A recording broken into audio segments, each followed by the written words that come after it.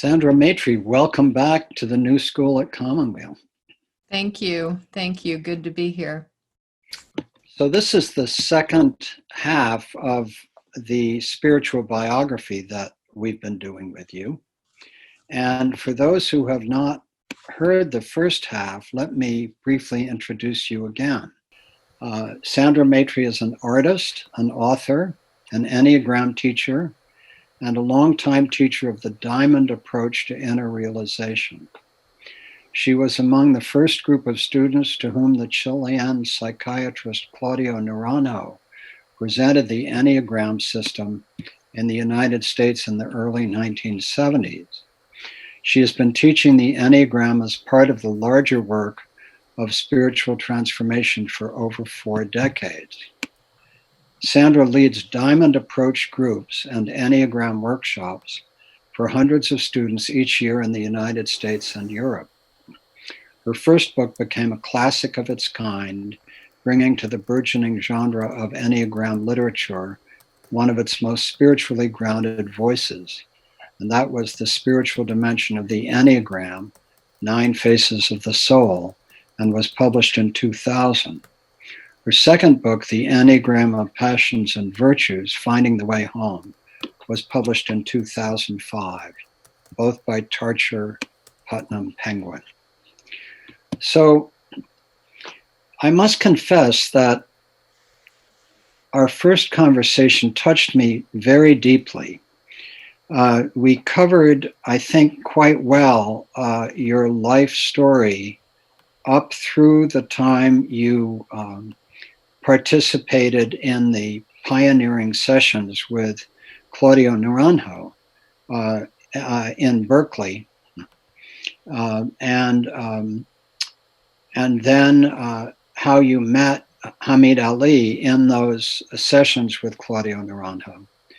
And so that part of the conversation, I thought I did reasonably well with you. As we talked afterward, I thought that the segment where I tried to capture some of your life after that, and also when I began to talk with you about your Enneagram work, I wasn't as clear. And one thing we could do is simply erase that part of the conversation, but there were so many gems in what you said that I would rather leave my confusion apparent to those who were careful students of these things, because you said so many beautiful things in response. So what I thought we'd do today is to start back with your life story after those early times with Claudio Naranjo, and follow through with where your life took you from there. And after that, turn to your 2 remarkable books, and the broader subject of your work with Hameed Ali and the Diamond approach. So that's my suggestion for how we do it. And just for listeners, I want you to understand, dear listener, that our subject here is really enormous, because the work of Hameed Ali, who writes under the name A.H. Almos, is a very extraordinary body of spiritual teaching. And he has written dozens of books, and I have with me, in addition to Sandra's books, his book, The Pearl Beyond Price, The Integration of Personality into Being, an Object Relations Approach. I have The Inner Journey Home, The Soul's Realization of the Unity of Reality. And I have his book on Enneagram, Facets of Unity, The Enneagram of Holy Ideas. And this is only a small part of his extraordinary opus. So one of the questions I think I will actually start with, Sandra, is in your own teaching, how do you integrate the immense corpus of Hameed Ali's teachings with students and with your own direct experience of the teachings of Claudio Naranjo. In other words, to me, and I have also here 3 of Claudio Naranjo's books: Enneaa Type Structures, Self-Analysis for the Seeker, The Enneagram of Society, Healing the Soul to Heal the World, and Enneagram and Psychotherapy. So for me, this corpus of work, both Naranjo and Alma's, which you quite uniquely bring together with firsthand experience of both, and then you've added your own work over many years of teaching. So in your teaching with your students, how do you do it?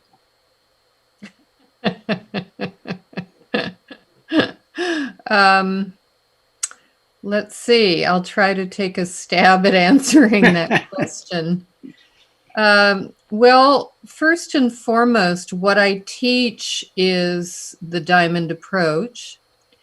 And in the diamond approach, we have a particular sequence of kind of signposts along the way that people who engage in the practices of the diamond approach typically pass through particular issues, particular qualities of true nature that they encounter at various stages in their journey. And it's really a reflection of Hameed's journey and his insights into that progression. And it's also a reflection of what he observed in working with dozens and dozens of students. So the diamond approach is really a result of experiential firsthand knowledge about what a person typically runs into as they drop in deeply. There's basically 2 main threads to the diamond approach. And in my opinion, this is something we can talk about a little bit more if you want to, but in my opinion, Hameed really picked up where Claudio left off in developing the diamond approach. And the 2 main facets of the teaching have to do with, first of all, learning how to really show up, how to really get present within our experience, within our own consciousness. So instead of being completely outer directed, which most people are, we learn in the diamond approach to shift your attention inward. And that's something that Hameed got from Claudio, or it's really it's a basic principle in most spiritual work that involves any kind of introspection. And then the second thing, which is really the revolutionary facet of what Hameed discovered and then continued to develop, is that if our ego structure, our personality structure, is an illusion, as all of the ancient spiritual teachings say, they say it has no ultimate existence. Hameed's methodology was, okay, let's find out firsthand. And so the practice that he developed is one of learning how to dive into the various facets of our ego structure and to experientially get in touch with them, sense them, feel them, find out what they're all about and what is making them seem so real, right? If it's all an illusion, there's something giving that illusion a sort of virtual reality. And what he discovered is that it's the beliefs and the investment in those particular structures and mindsets and so on that give our personality structure its virtual existence. And so the practice of inquiry, as he calls it, is a method of learning how to really explore all of that phenomena and find out what its nature is.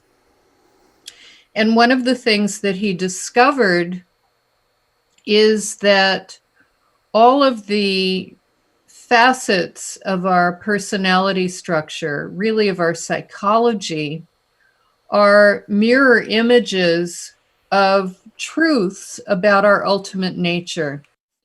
So different structures step in as we lose contact with the ground of being in order to compensate.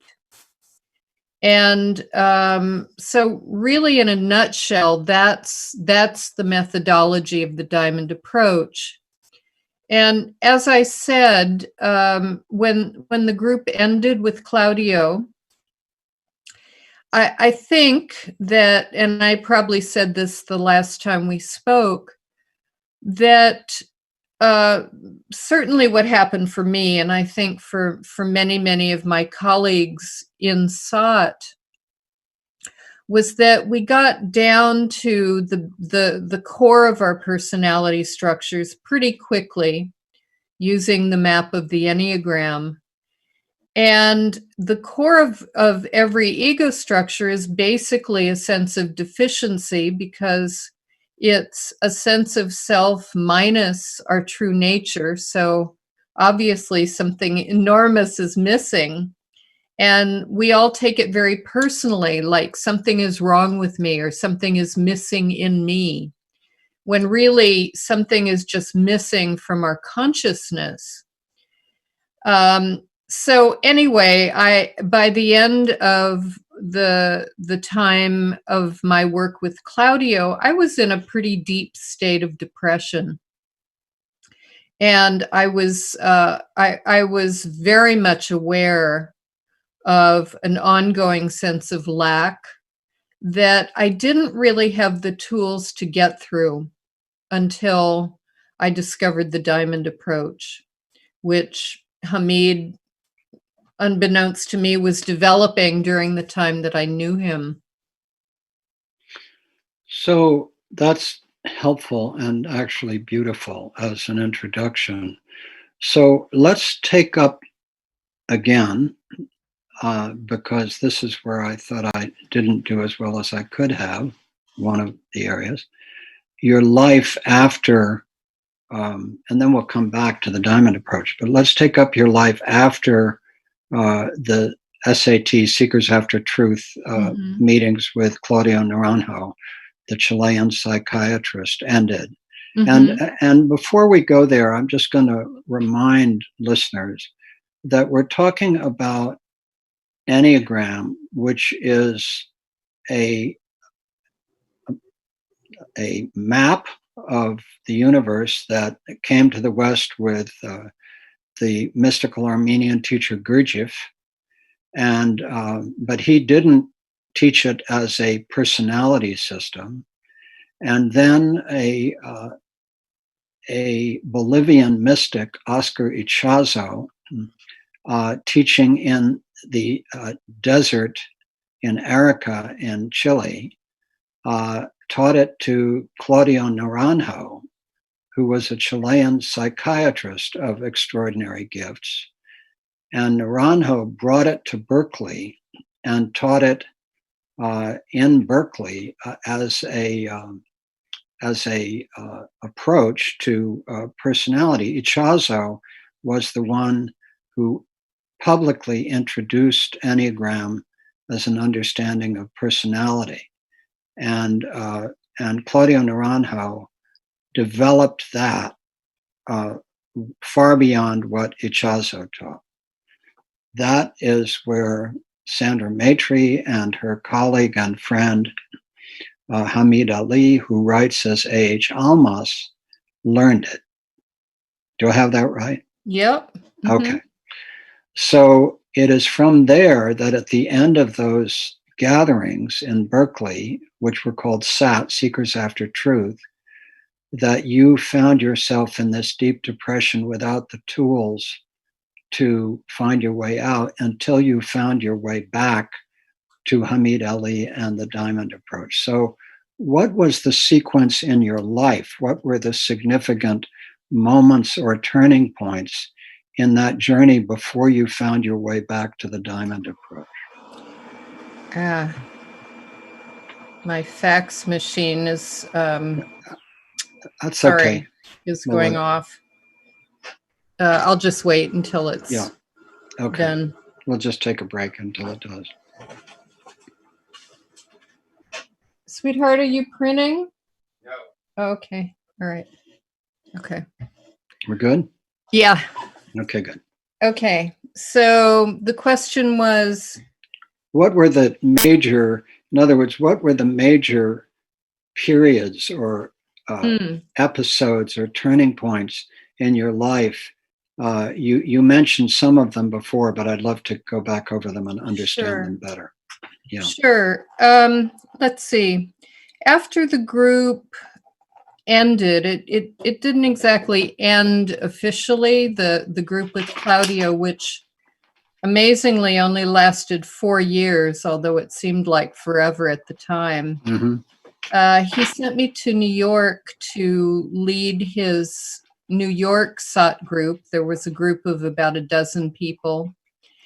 And I had been trained along with Hameed and some of the other SOT members in a process called the Fischer Hoffman process. It's now just called the Hoffman process. And it's basically a process of deconditioning, working through your conditioning from your parents. And it was something that Claudio helped Bob Hoffman develop. Bob Hoffman had sort of the skeleton for this powerful psychological process. And Claudio helped him develop it, and we were the first guinea pigs. And then some of us were part of the first training and learning how to teach it. So anyway, Claudio sent me to New York. I think I was all of 24 at the time.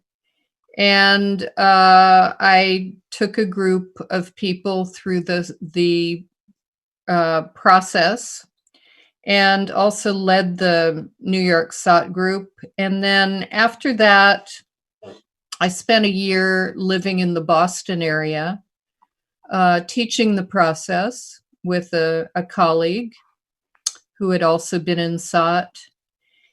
And during that time when I was in Boston, I reconnected with a Vipassana meditation teacher who was when I first met him, he was a monk from Thailand.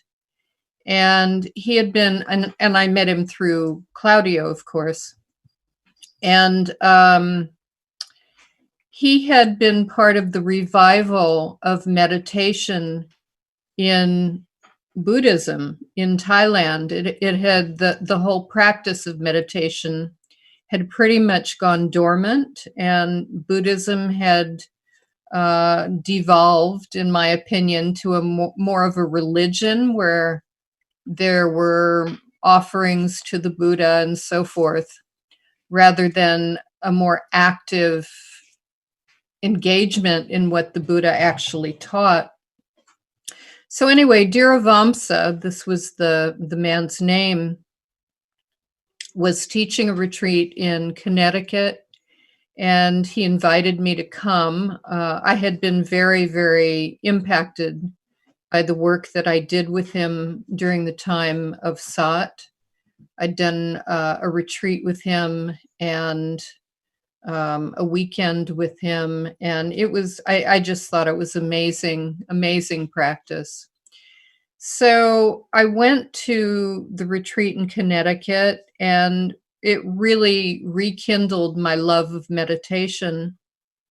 And Dhiravamsa invited me to come and be trained as a teacher in his work at the new center that he was starting in the countryside in England.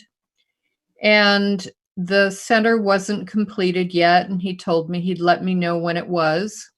And of course, I instantly said sure. And then I moved to Boulder, Colorado, at the invitation of some of the people who were part of the Rolfing and patterning community in Boulder, who I had taken through the process along with my colleague in Boston. And so I was there for I was in Boulder for about 8 months. And I brought Hameed with me. He was a little bit at loose ends himself at that point, and he came with me. I also invited my old art school roommate, Karen Johnson, to come. She was also at loose ends. And so the three of us lived together in Boulder. And it was really during that time that Hameed started to develop the diamond approach. And he and Karen got to know each other and became very good friends. And Karen was very interested in what he was developing. And anyway, at the end of 8 months, Dhiravamsa let me know that his center was ready in England. So I moved to England and I lived there for 2 years and did a lot of meditation, months of meditation. And the sense of deficiency that I had gotten stuck around at the end of the SOT work got stronger and stronger. Meditation was not resolving it for me. And after a couple of years, I realized that this wasn't going to do it for me. This path was not going to do it. And I also realized that I was really escaping from being in the world by being in this pretty much monastic environment, although, it wasn't a celibate environment at all. I mean, after all, this was the late 70s, so things were actually pretty wild at the center. But anyhow, I came back to the States and I was really at loose ends. I couldn't do the process anymore. I just didn't feel it was right for me. I knew that I didn't know enough to really work with people at that point, even though I had already led groups and taken people through this very deep psychological work. But I knew that my own development wasn't there to be able to do that in a way that didn't come at a cost to me. And so I spent a few years actually kind of being somewhat lost and doing office work at Stanford University at the Linear Accelerator Center. I was a travel agent for the physicists. It's kind of a bizarre job. But anyway, it gave me a peek into high energy physics and what subatomic physics was all about. So I learned a great deal. And in the course of that time, I reconnected with Karen and Hameed, and Karen was starting to teach the work that Hameed was developing, and she did a little piece of work with me. And within 10 minutes, I had moved through the deficiency that I'd been stuck in for years. So I was totally sold. And I knew instantly, this is something I need to learn. And this is something I need to teach to others. And so I started working with Hameed. I became his student. And over the next, I guess it was 7, 8 years, I became trained as a teacher. And then I started leading Diamond Approach groups and seeing students. And that's really what I've been doing ever since. Is it possible or not to describe in any way what happened in those 10 minutes? Yes, Karen had me. The physical manifestation of the sense of deficiency that I was stuck in was a kind of ongoing knot in my belly. And Karen just basically said, let's explore it. Let's go into it. Let's find out what's there. And in the process of doing that, and I thought she was out of her mind. I thought, what's the point? This has been here forever. This isn't going to go away like this. Why bother exploring it? And in the process, it started to loosen up. And you see how I can explain to you. She had me get very close to the physical sensations, and the physical sensations I saw were correlated to beliefs that I had about myself. And she had me start to question them and to find out if they were really, really real, really the truth. And just over the course of kind of mucking around in that really very painful sense of anxiety and angst. Angst is probably the best word for it. It started to relax and it started to open up. And there was a sense of an absence, a sense of something missing, which was pretty challenging to face. But I was desperate, and Karen was a very good teacher, and she basically sort of, the word coming to mind is coerced me into staying with that sense of absence. And as I stayed with it, there was an arising of a sense of profound sufficiency and fullness that I had experienced before, but it hadn't held. And anyway, I just thought that whole process was utterly magical. And I really got that it was the piece of spiritual technology that Claudio didn't know. Because I think if he had, he would have taught it to us. And I was just really blown away by what Hameed had discovered and developed. So say more about that specific point. What was the piece of spiritual technology that Claudio didn't know, or he would have taught it, that Hameed had discovered and developed? What was that? It was learning how to go into and explore whatever's arising inside of yourself. And Claudio didn't know that. He did not know it. No.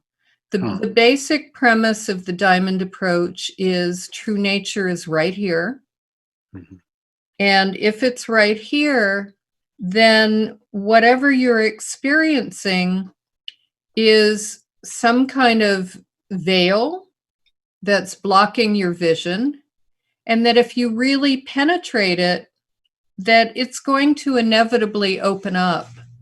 And you'll increasingly have more contact with the ground of being. And that's really what the Diamond Approach does. And so, in what way did Claudio not know that? He didn't know how to guide us through what we call in the diamond approach are holes, the perceived experiences of absence that we interpret as deficiency, as something wrong with us. He didn't know how to engage those really in such a way that they would open up. And as far as I know, the diamond approach is the only practice in spiritual work that does it. Although now a lot of different schools have been influenced by the diamond approach, and inquiries increasingly becoming a part of different practices, including Buddhism. It's interesting. We had a co-founder of the Commonweal Cancer Help Program. I don't know if you ever knew her. Her name was Virginia Veach, and she was a physical therapist who actually studied with Ichazo at Erica and became a very close friend. She has since died. But in the Cancer Help Program, she used to do that kind of inquiry. And it's interesting because I don't think she studied with Hameed. But she used to do it particularly with pain.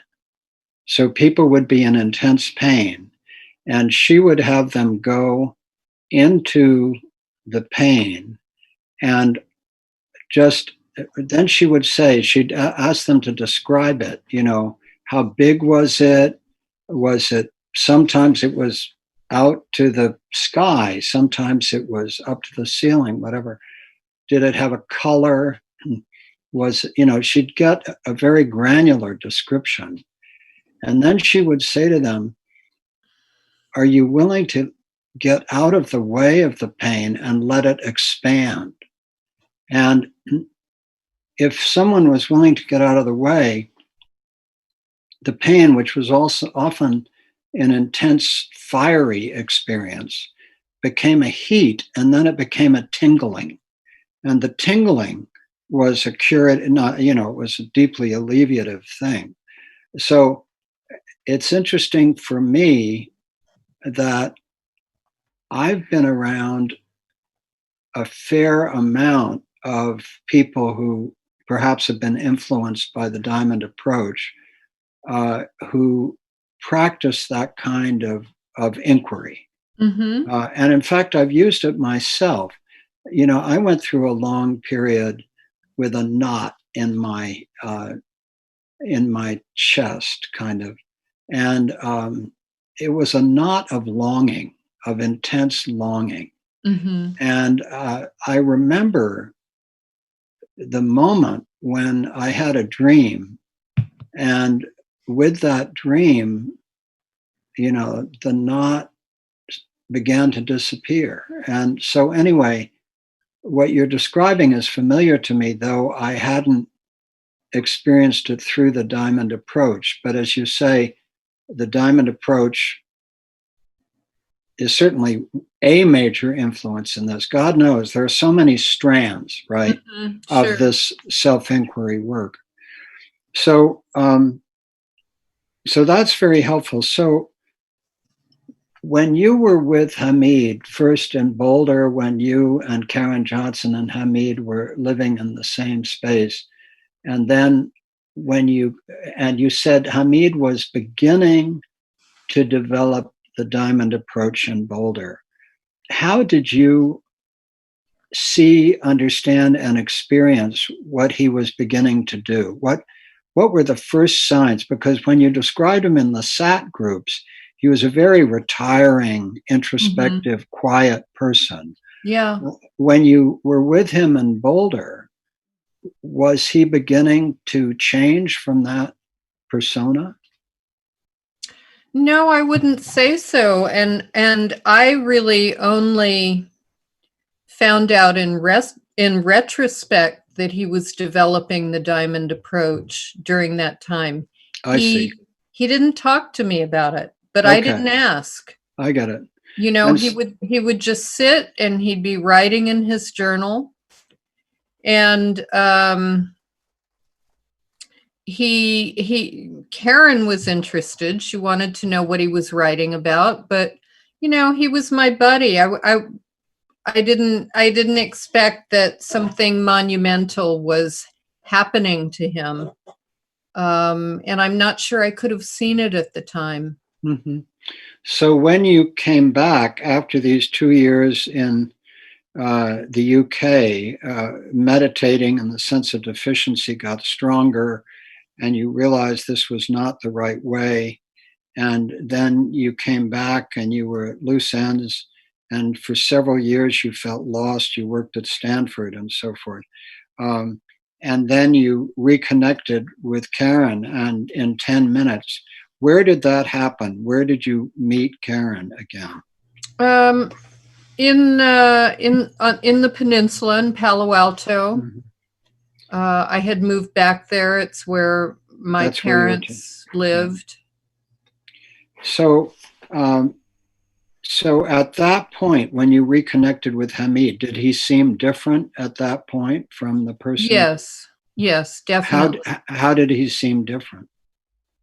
He was, I think the best way to describe it, Michael, he was infused by a sense of presence. He had a sense of fullness, of depth, and he clearly had a tremendous amount of wisdom that would just kind of pour out of him, and it made a lot of sense. He was he was really transforming. His personality was changing. He had filled out in a big way. What year was that? This was, I think, around 80, 81, 82, 83. And what year were you with him in Boulder? That was in, 75, 76. So 75, 76, he was writing in his journal. You were 3 young people kind of at loose ends in Boulder. And then you come back 5 years later, 81, and you find him very different. Yeah. What was the experience like for you to encounter the difference in him 5 years later? Well, I started to realize that something had opened up in him. And because he was my friend and he was my colleague and my group mate, there was a sense that, I wasn't, it took a while for it really to land with me that he was transforming in a big way. And I think probably the truth is I was very envious of what I saw happening in him. And for a long time, I just was kind of discounting it. I would hear from people, oh, Hameed is starting a group and he's developing something really, really interesting. And I would ask my friends what it was, and they would tell me, and I would think, yeah, that sounds pretty good. But I think really my pride got in the way of investigating any further than I did finally. It took me a number of years to get there.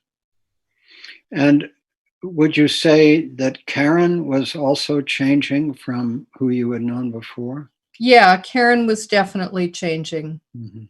Yeah. How long would you say it took you? When did you reach the point where you really, because that 10 minutes with Karen, was that around 81? Yeah. Mm-hmm. Okay. But it took you a while for it to really land with Hameed and the diamond approach. Yeah. When would you say it landed for you? Well, I think it was 83 when I joined his group finally. Mm-hmm. So that was a big deal, right? It was a big deal. It was a very humbling situation, and he realized it, and he was fabulous. He was great about it. You know, he said, I know this is a big transition for you. This is a big shift in our relationship. And he was just lovely. And that was really all I needed. I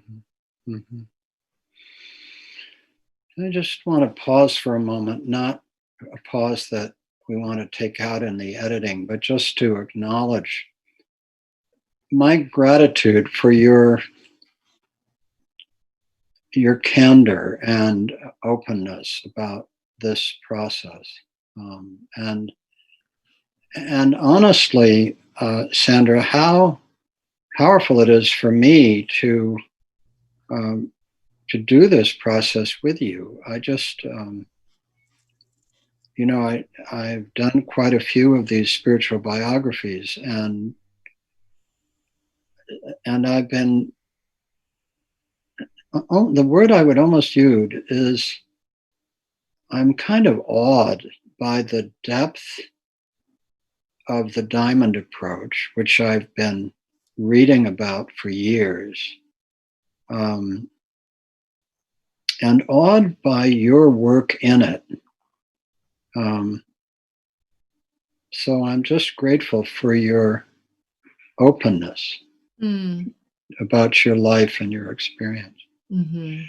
So, in a sense, is there anything after 83? I mean, after all, 83, that's 37 years ago, is that right? Something like that's at 90 to 2, it's 30, oh no, it's 27 years ago, right? I think it's 37. 37. Yeah, right, 37. In your life, before we go back to your work, were there further important developments or evolutions over the 37 years you've been teaching the diamond approach? Were there other turning points? Yes, definitely. Definitely. There were incremental shifts in my consciousness expanding and opening up. And there were some powerful ones. You know, there were experiences of perceiving reality as one, as a whole. And then I would have those kinds of openings, and then it would take me a long time, months, years sometimes, for that to really become a permanent perception, for those kinds of things to become permanent perceptions. And so the thing about the diamond approach, it's not a kind of sudden realization type of spiritual work. It's more of an incremental transformation of your entire consciousness. What really characterizes it is a transmutation rather than a transcendence. So in other words, you're not moving above or around or in whatever movement you can make, you know, to get out of your the grip of your ego structure. You're actually penetrating through it. And what happens in the process of that is that your ongoing consciousness, bit by bit, transforms. So rather than a sudden process, there's a gradual digestion of your whole personality structure. And in the diamond approach, it really leaves no stone unturned. You have to learn how to face and to be with all of the most unpleasant facets of yourself and your ego structure. and to really let it all be here, and digest it. To begin to digest it, you have to first acknowledge that it's here. And so in the course of the teaching of the diamond approach,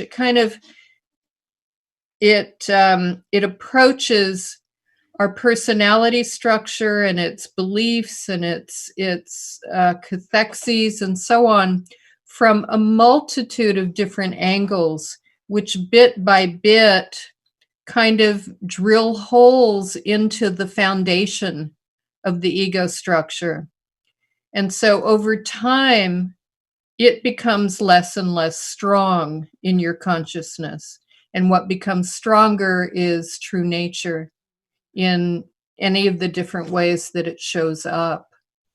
So it's really been a gradual process for me. I'm just, as I've told you, I'm just finishing a memoir about what led me into the diamond approach. So really that whole period up until I started working with Hameed.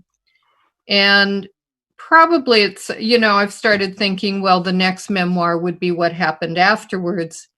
And that's going to require a lot of looking back at all of the different stages of what that development was. But they're not really in my mind right now. So you talk about and write about being an Enneagram 2, Enneaa type 2. Mm-hmm. Yeah. Yeah. Can you say what subtypes you are? Yeah, I'm a sexual subtype. Okay. And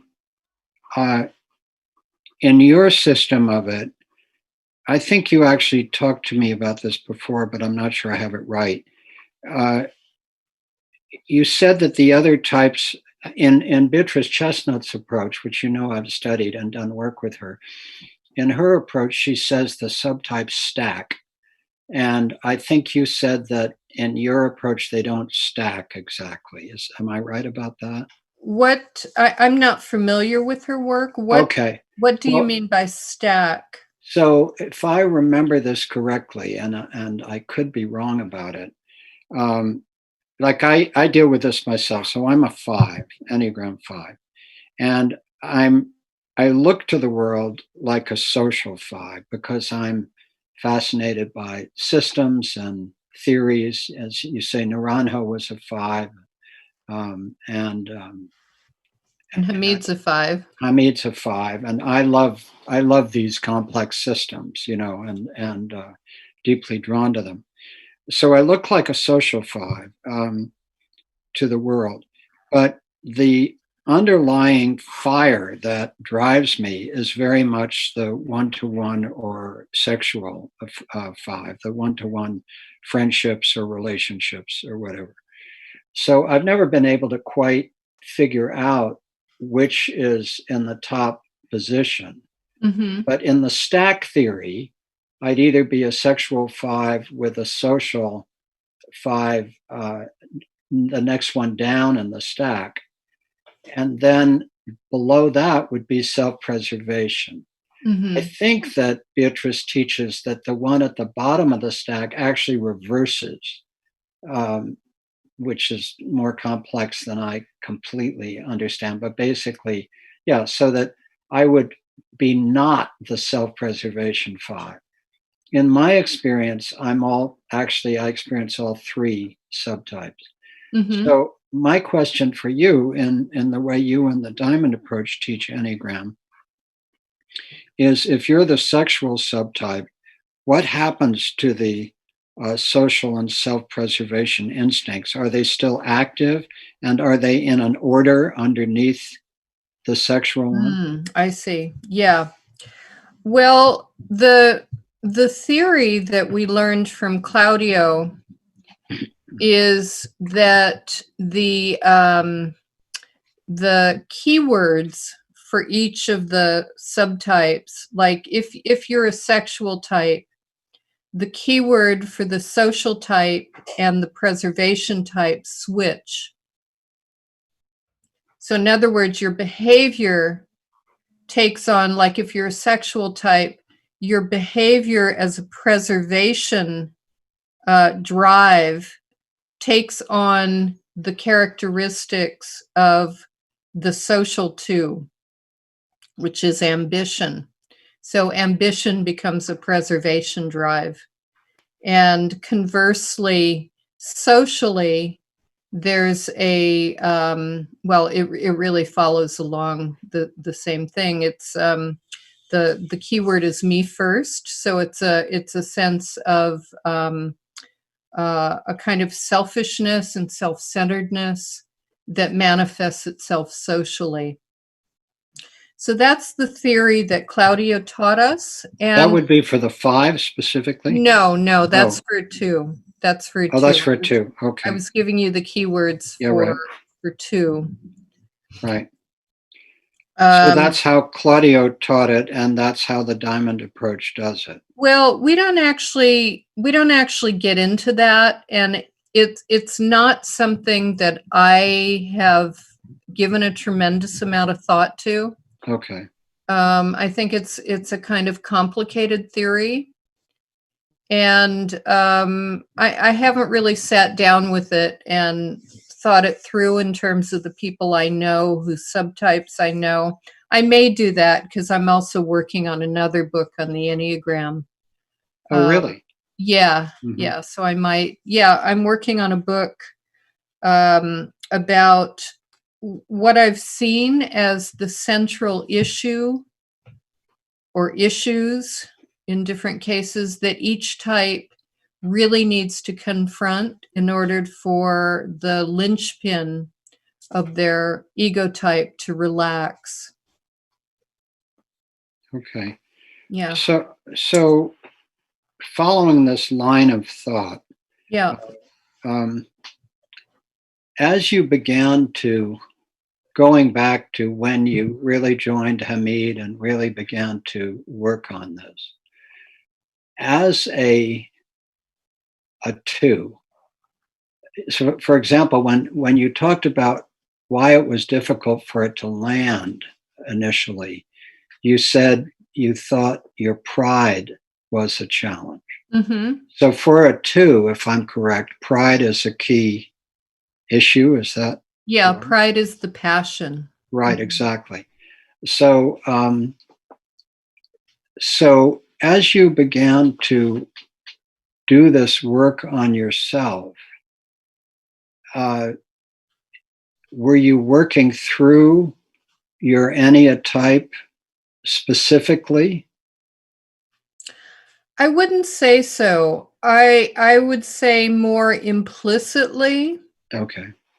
Rather than explicitly, although certainly as a sexual 2, the key issue for me, and really it was the reason I got into spiritual work in the first place, I think I may have said this in the previous part of our interview, is that all I wanted was a good relationship, a one-to-one intimate relationship that worked. And it basically eluded me. Mm-hmm. And, probably it eluded me as I look back because I was so desperately needy. And, when somebody is kind of clinging to you, it's the natural instinct is to move away, so I think that's really what I generated.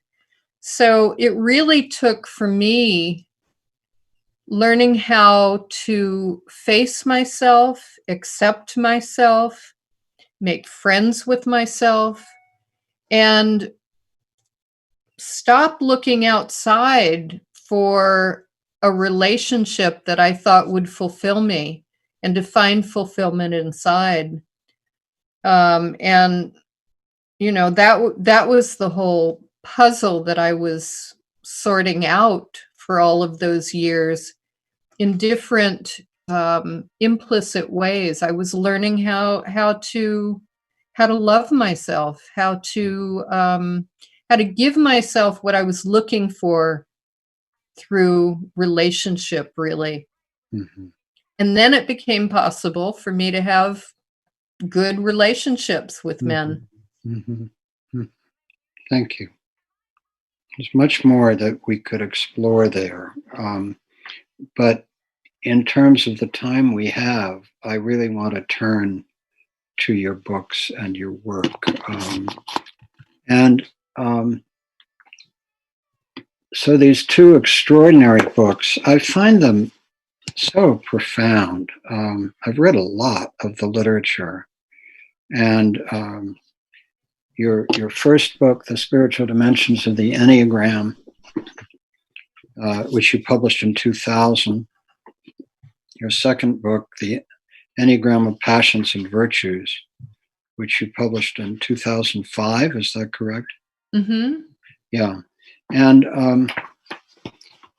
in the second book, you have, at the very start, you have some diagrams, which I've never seen diagrams quite this clear before, where the first diagram is just an image of the Enneagram with no labels.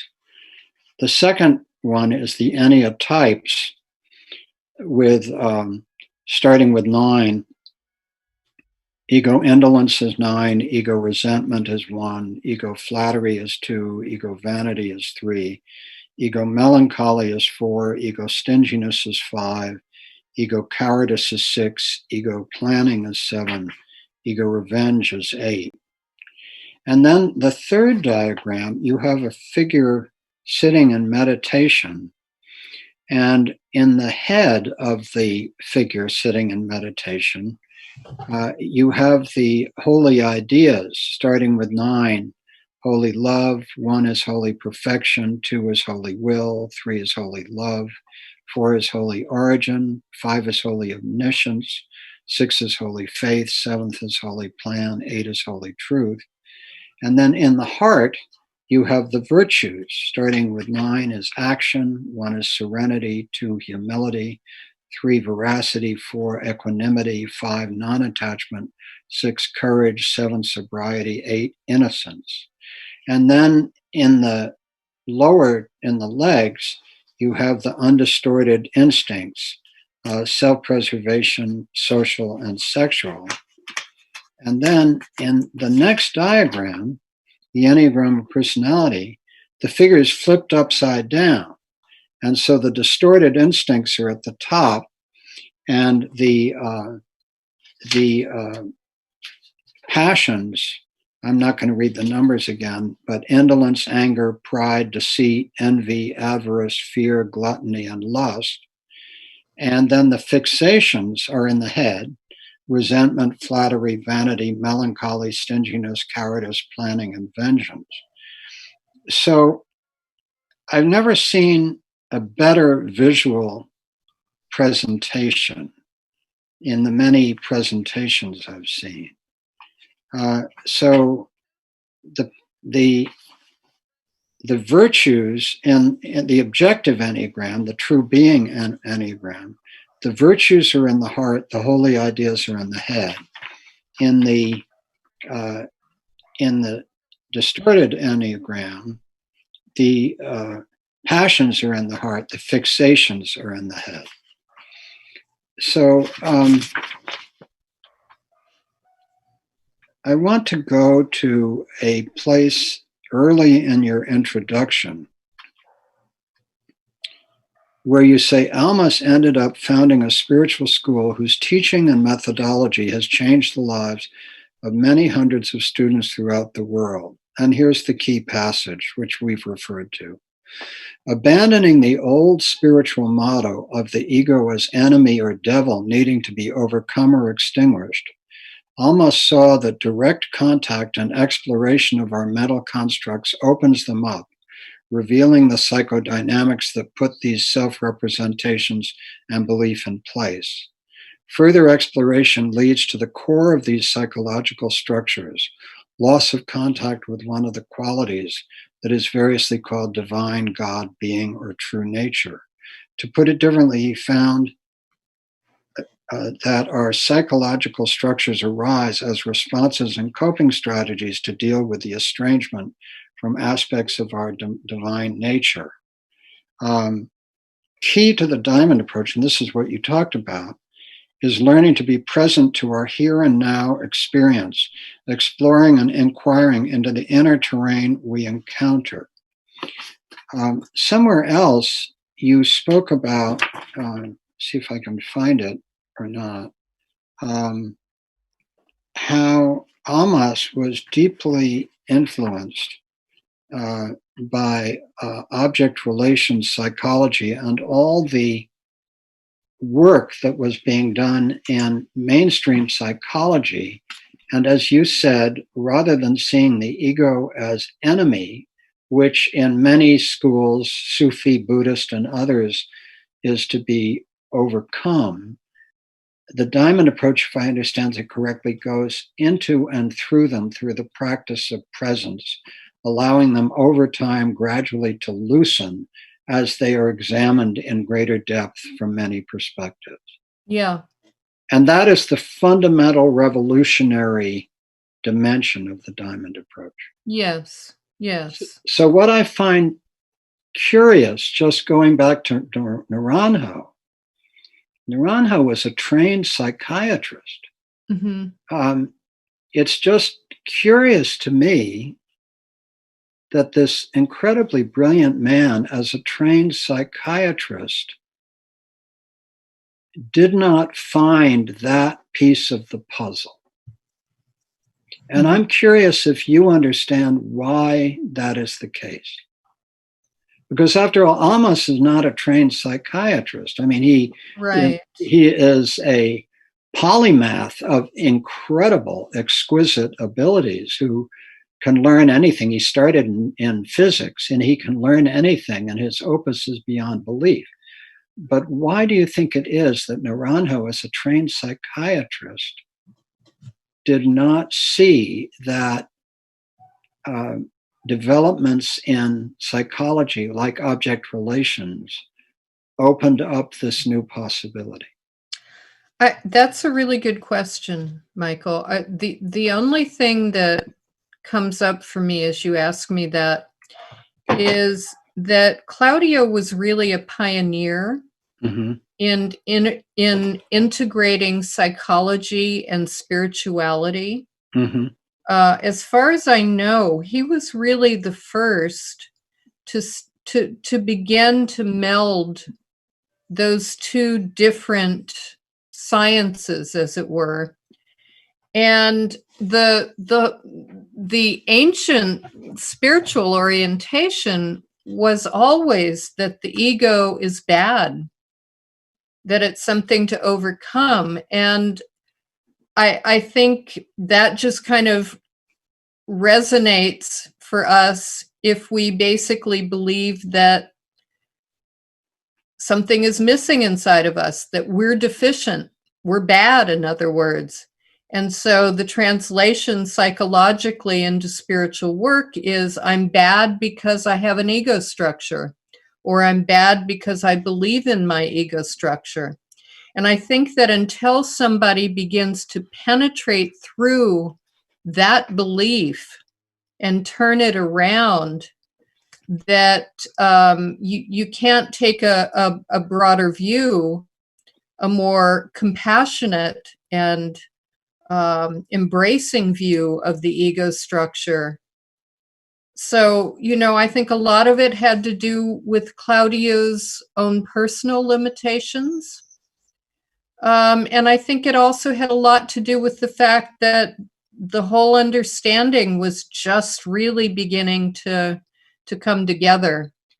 The time in which the early 70s through the 80s, I think, were a time of an opening in spiritual technology throughout the planet, as well as politics and, all sorts of other, culturally, all sorts of other arenas. But I think it was a window when there was a potential for deeper understanding to happen. So I don't see that Claudio failed. I think that Hameed just took what he did a little bit farther. It just occurred to me to place Hameed's work in the concept of the development of individualism in the West. Because if we look back, for example, to the Asian teachings, the Buddhist teachings, you're dealing with a civilization where individualism was not prized in the first place. Yes. And so overcoming the ego was a less threatening, in a sense, thing. You could say the same, perhaps, for early Christianity, early Judaism, early Islam. These were periods of time where individualism as we know it, and after the Renaissance, say, was not a developed experience of human being. Yes. So a lot of what the West has done from the Enlightenment, I really should have said, on and then through the Renaissance, is the development of individualism. So for Hameed, working in this highly individualized space with the technology of contemporary psychology, it makes sense that for the Westerner, that going through the ego structures rather than regarding them as the enemy might be an essential dimension of this. Yes, and I totally subscribe to the view that you're taking. I think that we see a progression in the West of the development of individualization of consciousness that really led to the whole period of the 70s and 80s, when there could be the kinds of spiritual openings that happened.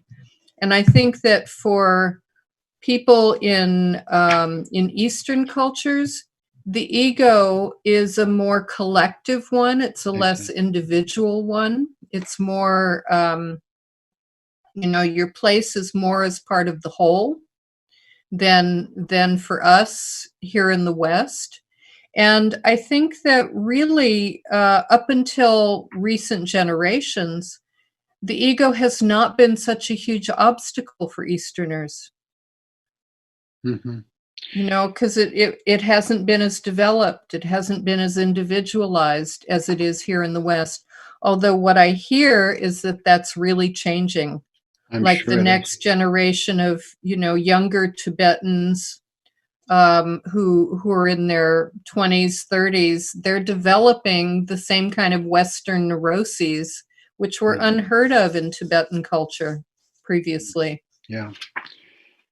Hameed Ali's book, The Pearl Beyond Price, Integration of Personality into Being, an Object Relations Approach, is 500 pages of dense content and really starts with an assessment of the man of spirit and the man of the world, and being and ego as the two dimensions, and really goes through all of this in detail.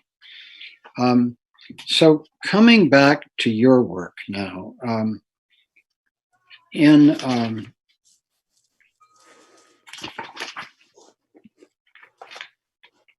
I'd like to go in the Enneagram of Passions and Virtues, which is your second book, to the soul and our sense of self. Mm-hmm. And you start with something very basic, very fundamental, which is what you mean by soul. So could you say a little bit about what you mean by the word soul? Yeah, what I mean is our personal consciousness, our own living consciousness, our what we call me or I. When we are referring to that, we're not referring specifically to our body, right? We're pointing to the consciousness that inhabits the body, and that's our soul. And the soul can be informed by our ego structure. It can take the shape of our Enneaa type, or as we become more liberated, more free, it takes on more and more the colorations of true nature. And the soul, as I understand, you say it's highly malleable and impressionable. We're shaped by what happens to us most dramatically, as psychology has showed in the early years. And following roughly the age of 7 to 9, the period during which our capacity to self-reflect is fully developed, our defense mechanisms solidify, and so our central sense of self becomes the ego. And so there's this necessary process, right, of losing touch with being and developing ego, and then in later life dealing with the sense of the whole in our being, a whole in ourself.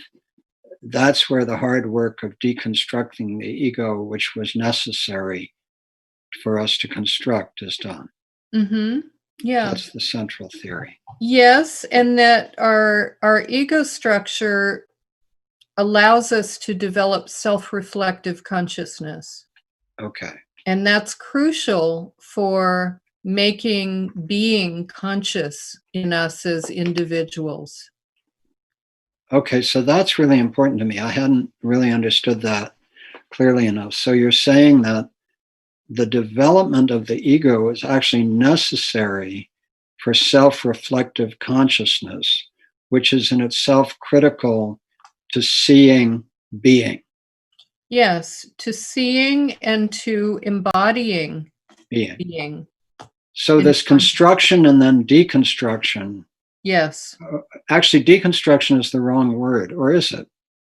For what we do with ego and the diamond approach? I think it's a matter, in a sense, it's deconstruction. In another sense, it's really a matter of penetrating something that, penetrating through a whole conceptual veil in our consciousness. So it just thins out and becomes more and more transparent. Mm-hmm. One of the most beautiful passages, which I don't know if it's original with you, but I haven't seen it before, is in your first book, The Spiritual Dimensions of the Enneagram, the chapter near the end called The Inner Flow and the Child Within. Mm-hmm. Now, is that widely taught? Because I wasn't really familiar with the clarity with which you talk about it. Well, the inner flow is something that Claudio taught us. Uh-huh. And like much of what Claudio taught us, he was very cryptic, and he would leave it to us to discover what some of the nuances of the Enneagram were all about. And the inner flow was one of them. And so could you describe it? Take any point that you'd like to start with and just describe what you mean by that. Okay, so let's take your Enneaa type 5. Yeah. So if you there's a map of the Enneagram, which you're probably looking at because I have it in that book, that has arrows. Right. And those arrows are considered lines of flow, lines of internal dynamic movement in the Enneagram. And the arrows point in a specific direction. So, like for instance, from point 8, there's an arrow pointing to 5, and then there's an arrow from 5 pointing to 7. And the theory that Claudio taught us is that the point before, in other words, if you move one step back from your Enneaa type against the arrow, that's considered your heart point. And the point afterwards, he didn't really name it, but the way that I've come to understand it, it's a further proliferation of the personality structure. So in other words, one way of looking at the lines of flow is that each one is a logical step in trying to resolve the conundrum of being a human being who develops an ego structure. Each step from one Enneaa type to the next is an attempt to resolve the existential dilemma of what it is to be a human being with a personality structure, right? So at point 8, for example, the drive is to be king or queen of the mountain, to be indomitable, to be a strong man or strong woman, as we're seeing so graphically demonstrated these days by a very prominent 8 in this country. And then the movement from that is to 5, where there's a sense of withdrawal.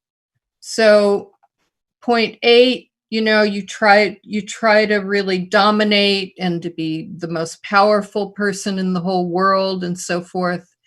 And it doesn't resolve your issues. It doesn't resolve your inner sense of lack. And so the natural movement from that is 5. It's to withdraw from the world, move away, be an isolate. And then from 5, the movement to 7 is to, okay, that being an isolate didn't work. Trying to be self-sufficient, believing I'm autonomous completely didn't resolve my difficulties. So I'm going to go out and seek stimulation of all sorts and turn toward the world again. And you can see the movement in the Enneagram away from the world as you move deeper to the bottom of the Enneagram. And then as you move higher up in the Enneagram, there's a more outer directedness. Okay? Right. And so the point, it goes, so each one, so the flow that you're following is the flow in the direction of the arrows. Exactly. And so each one is an effort to find the next solution because the last solution failed. Right. And so because of that, Hameed named the point following our Enneaa type or moving with the line of flow. So for a 5, it's the movement to 7. The 7 point, which many Enneagram teachers call the stress point, and I don't ascribe to that theory, I don't call it that, is a more defensive point. It's adding another layer of personality structure on top of your Enneaa type. The movement against the arrow, so for a 5, it's the movement to 8, is toward the heart point. And what Hameed discovered in his work with people is that the qualities of the heart point are qualities and characteristics that whatever your Enneaa type is, like if you're a 5, the qualities of being an 8 were not supported in your family of origin, or at least you experienced them that way. Being loud, being brash, being pushy, being dominating, and so forth, for 5s was not okay for one reason or another. And so the heart point has qualities and characteristics that are part of the youngest structure inside of us. And Hameed named it the soul child. So it's the child of our soul.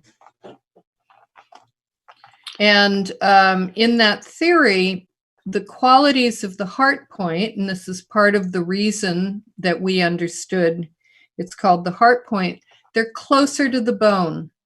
So the qualities of the heart point are qualities and characteristics that feel more like us than our Enneaa type. And they're also qualities and characteristics that are closer to true nature.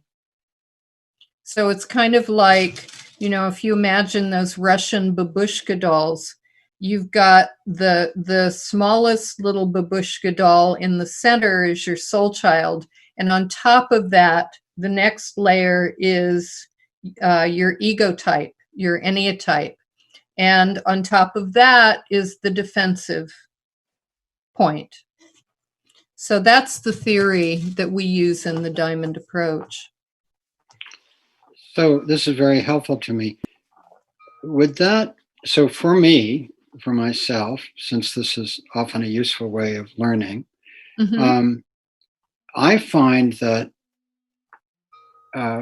it resonates for me when you say the 8 is the inner babushka doll. But it resonates in this way that although I'm a 5 and very much an introvert, self-isolating, like to be at home, don't like to be out with other people a lot, have the ability to do that for periods of time, to do presentations. And when I have a purpose, I can go out and do it in front of many people and have no problem at all, be very actively involved. But when I'm able to, I want to be quiet. I want to be inward. But I also feel that the 8 is where I picked up whatever you call the leadership abilities or whatever it is that seem to have been given to me to do stuff in the world. And so the 8 actually feels very comfortable to me in my work.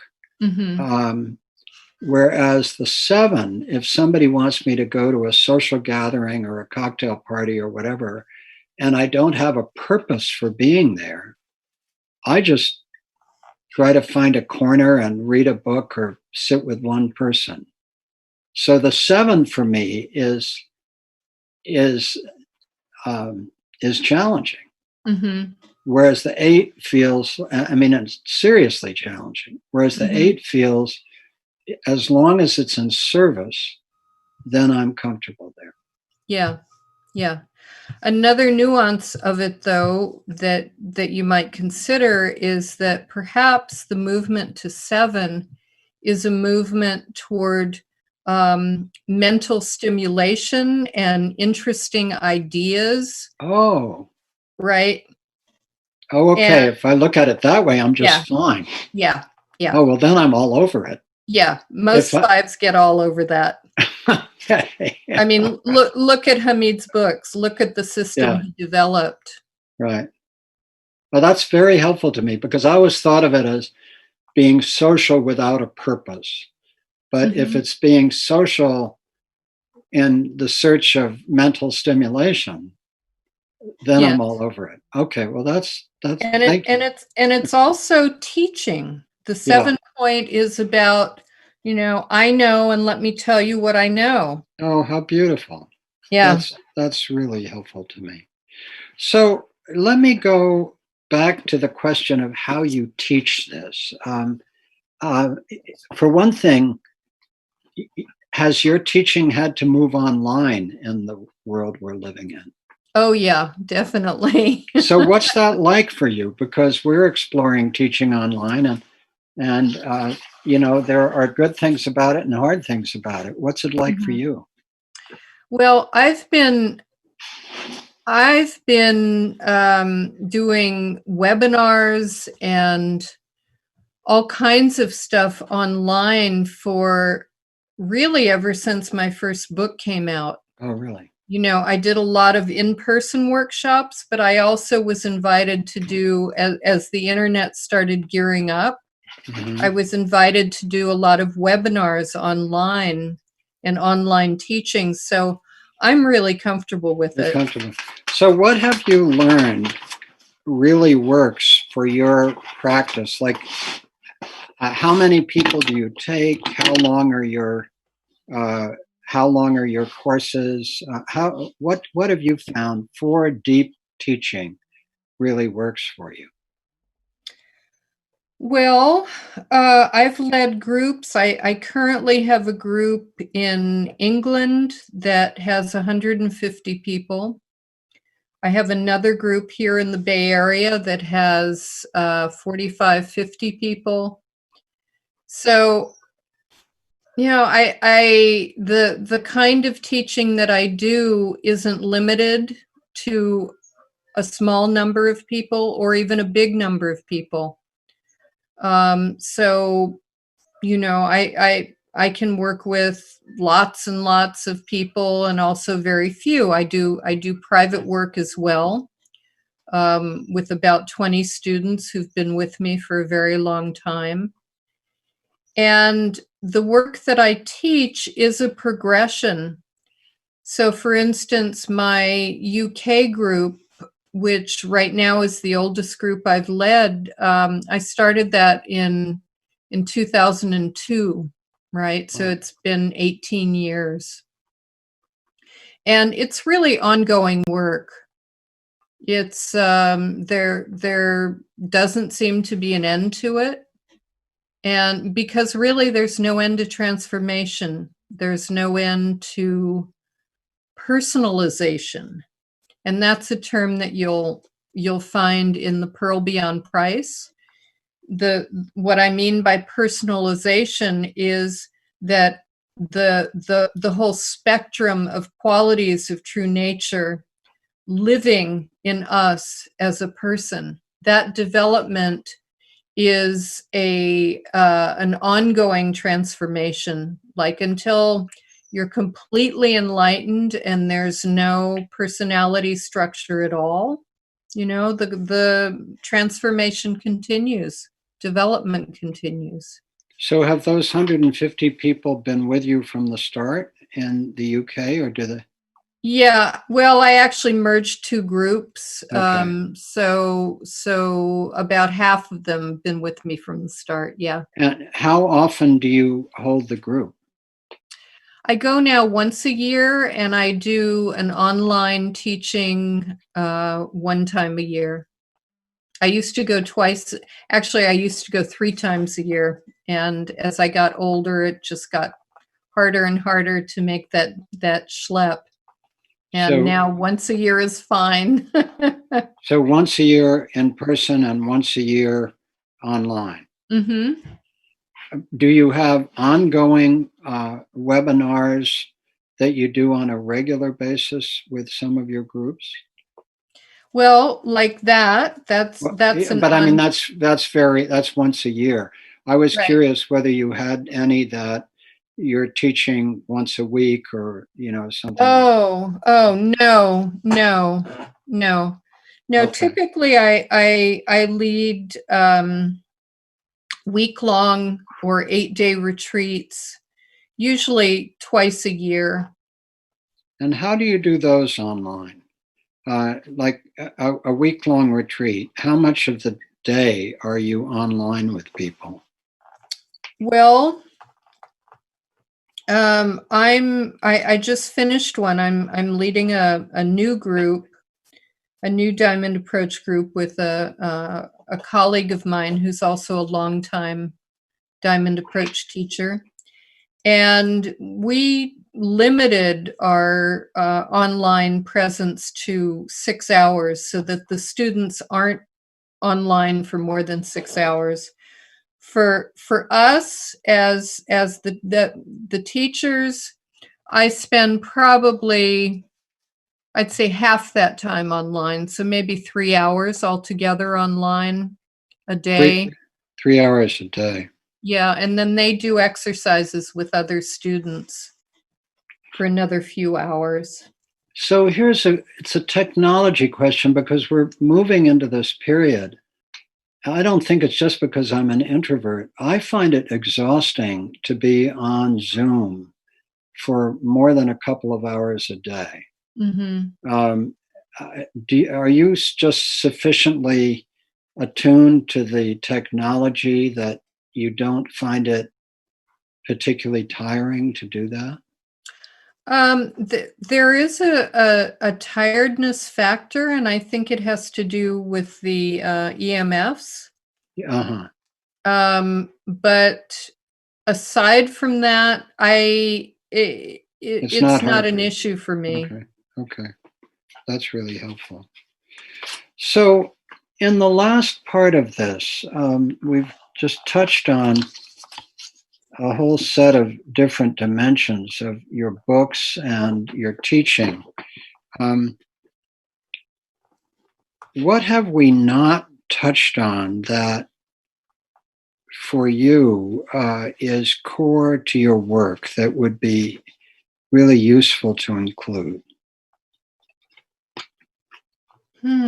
That's a good question. I mean, I'm very touched by this, and I just, it's so interesting for me. I looked at Enneagram for years, and it didn't open up to me. It made no sense to me at all. I must have looked at it for 20 years. And then one day it just opened up. It just somehow I was ready, and it opened up and it became a passion. And likewise, in a way, I looked at Hameed Ali's work, but I was already interested in Enneagram, which has brought me into it. And that began really from very early on to really speak to me, particularly Facets of Unity, Enneagram book. And then The Inner Journey Home, and then The Pro Beyond Price. And then his most recent book, Love Unveiled, which is quite extraordinary. And it may be because I'm such an introvert, but I trust the writing more than I want to join a group. Maybe that's Enneagram 5 like. I just want to be alone with the ideas and let them absorb. So let's start there. What am I missing by being being with the ideas? Yeah, you're missing the personal engagement and the challenges that come from sitting with other people and having them ask you probing questions, and rubbing up against discomfort with others, perhaps, and also all of the benefits of being with others. For myself, I really feel that my unfoldment and my development is the product of the hundreds and hundreds and hundreds of inquiries I've done with the people who've been part of my journey all these years in the Diamond Approach, and that I've learned from them, they've learned from me. And it's not just a learning that's mental, but it's like having experiential aspects of myself brought up that I might never have explored or looked at. Part of our practice in the Diamond Approach is learning how to skillfully give each other feedback and point out the things that we're not seeing. Because a lot of what characterizes our personality structure is blind spots. And so we don't see them ourselves, and it really takes the friction of engagement with others for that to happen. So, I would say that's something you're missing out. Some say that the 5 is the point on the Enneagram that experiences their deficiency least acutely. That they are the point that is most likely to feel okay with their let me speak for myself. It's as if I had worked out a way to guarantee the minimum amount that I need to feel good, and that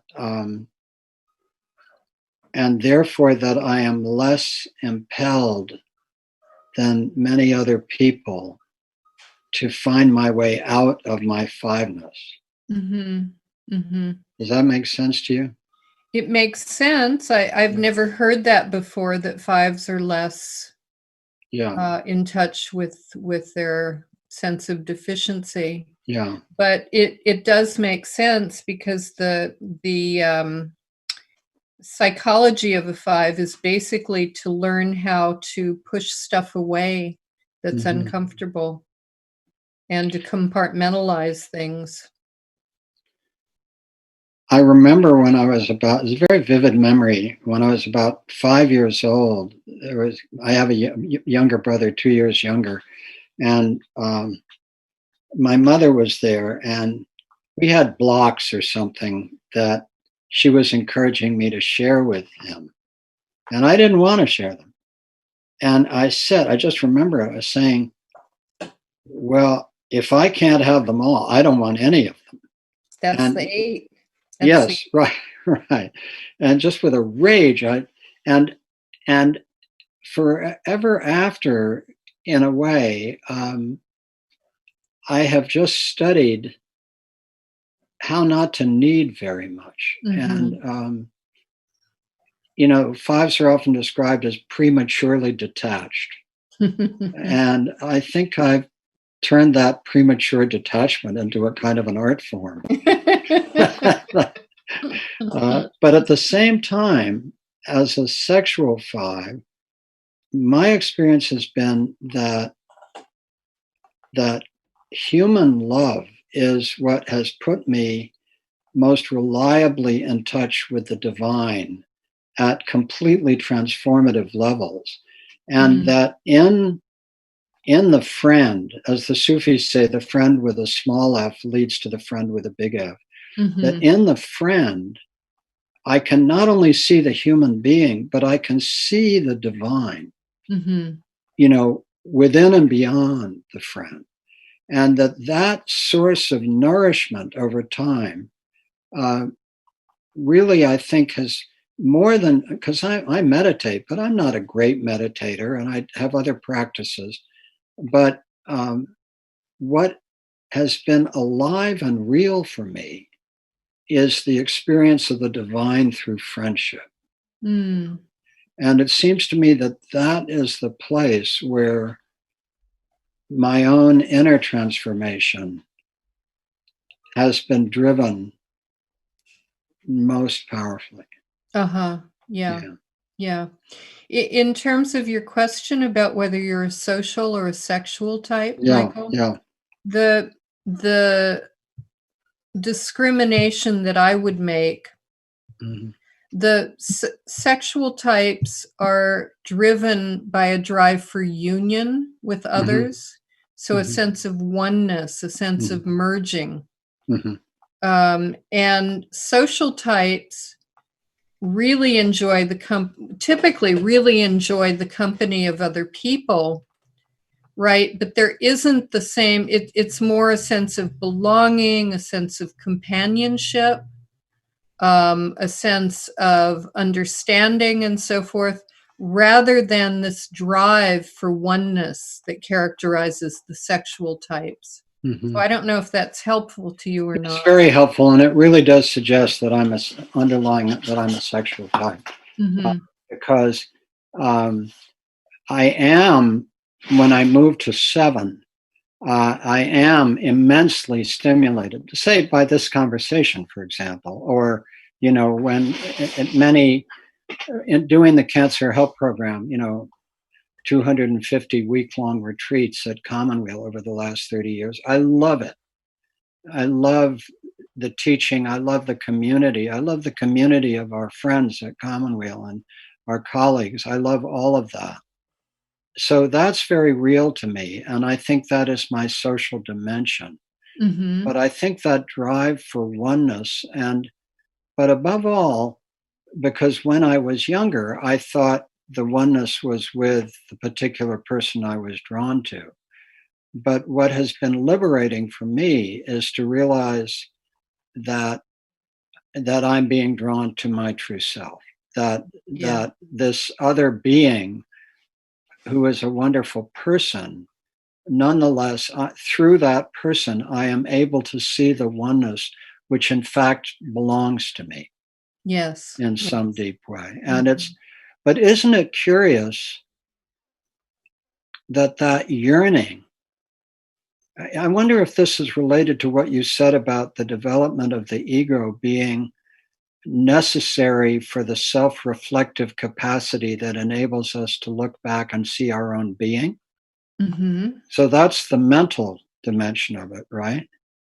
Well, I don't think it's just mental. I think it's self-awareness, which isn't mental particularly. Right. It's Okay. just our capacity, like, to know, oh, this is what I'm experiencing, right? That's self-reflective consciousness, and it's not necessarily a thought. Okay. So does it equally come from the heart as well as the mind? In other words, Definitely. It has to be experiential if it's oh, real. okay. So the holy ideas that are held in the mind, those are not in themselves experiential. The experiential is in the heart. No, they are experiential. The holy ideas are experiential, but they're what the ancient Greeks would have called higher mind, Okay. right? So higher mind, the way that I understand it, is really inseparable from the immediacy of experience, but it is cognitive at the same time. So it's not in the same dimension as our usual thinking. No, it's a more experiential dimension of thinking that you really feel. So it includes both the heart and the sensory experience. You know, like at point one, when you see the perfection of everything, it's not just an idea, even though they're called the holy ideas. It's not just a mental idea. It's like, wow, everything is perfect, and that's a total experience of your whole being, your whole consciousness. Yeah, I have had the experience of a friend who was a one who started out with a strong self-critical voice, and through a lot of inner work came to see the perfection of everything. Yeah, And that's exactly. so powerful. It's so powerful when one witnesses that kind of transformation, you know, Yes. in another. But just to get this clear, so in your diagram, the holy ideas are placed in the head, Mm-hmm. virtues are placed in the heart. Mm-hmm. But are you saying that the experiential is the merging of the heart and the mind, of the holy ideas and the virtues? Not exactly. Not exactly. The the um the holy ideas are perceptions, they're views of reality, but they're experiential views. The virtues are qualities and characteristics that our consciousness takes on as those views are fully digested. So, in other words, let's see. Like, for instance, at point one, since we started there with that particular holy idea, the virtue is serenity. And serenity means that you're not ruffled by things. Like when you get that everything is perfect, you're not busy trying to make everything better. You're serene, you're allowing of everything, of all the clouds that move through. You're not trying to make one a better cloud, as it were. So it's a different. It's more the virtues are more behavioral and emotional shifts that happen as a result, really, of digesting the holy ideas. So the holy ideas are perceptions.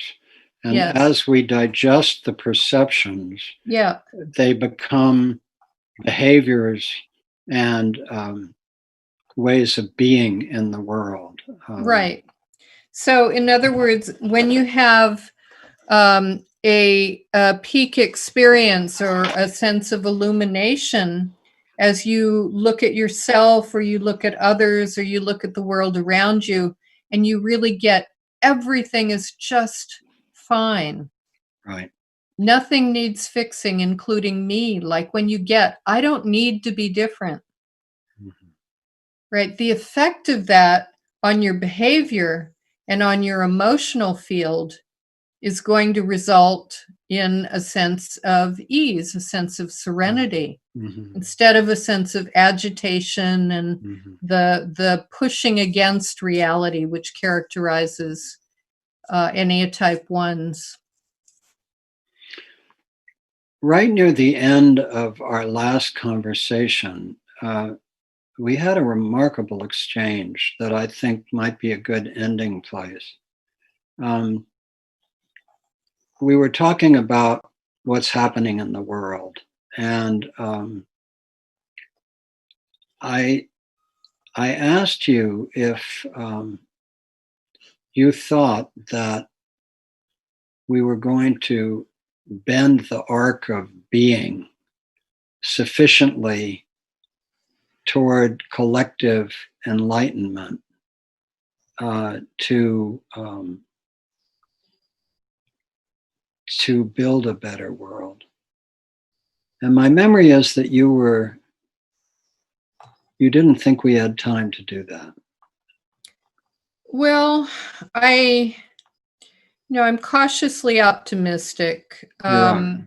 Certainly astrologically, if you look at the tremendous moment that we're in right now, which is really a culmination of the 60s and that particular moment, there's the possibility in the next couple of years of some really major transformations on the planet. But I don't know. I mean, I honestly don't know. I think that that we're at such a tipping point in terms of climate change that I don't know that. I mean, I think the damage that we've done is not reversible at this point. It's just a question of, do we keep going in the same direction and make the planet totally uninhabitable? And I don't see change happening really fast. I mean, right now there are all kinds of cries from people on the streets for change, but change takes time. Yeah. And it takes a very definite will. And so I don't know what it's going to take for everybody to get behind the changes that need to happen, or at least a critical mass of people to get behind it. My memory of that conversation when I asked you about what you suggested, and again, correct me if I'm wrong, is I think you said something like you suggested people go down to the bottom of the ocean and find something real and hold on to it, or something like that.